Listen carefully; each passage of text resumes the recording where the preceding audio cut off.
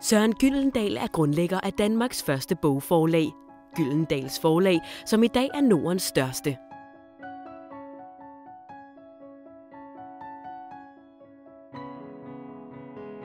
I 1742 fødes i en fattig familie i Himmerland en søn ved navn Søren Jensen. Søren viser tidligt sin gode begavelse og bliver sendt til København for at studere filosofi.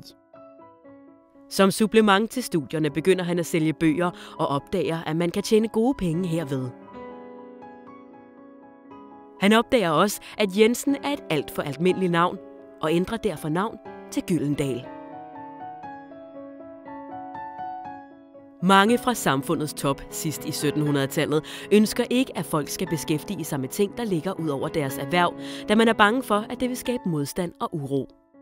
En af de mere formørkede af tidens personligheder er Frederik Christian Hertug af Augustenborg, som udtalte: "Enhver uddannelse, som går ud over det område, hvori man fremtidigt skal virke, er skadelig, da den udvikler kimen til utilfredshed med sin stand."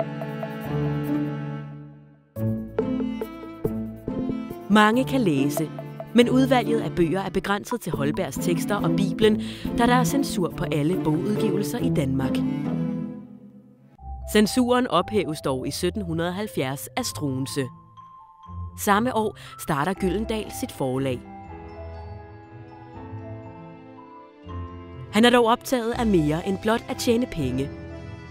Helt i tidens ånd er han optaget af de nye franske idéer om oplysning og almen dannelse.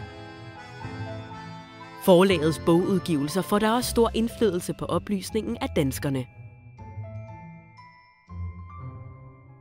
Gyldendal anvender en trane i sin signetring, og fuglen har siden været forlagets bogmærke. Som den står med en sten i den ene løftede klo, er tranen et gammelt europæisk symbol på omhu og årvågenhed.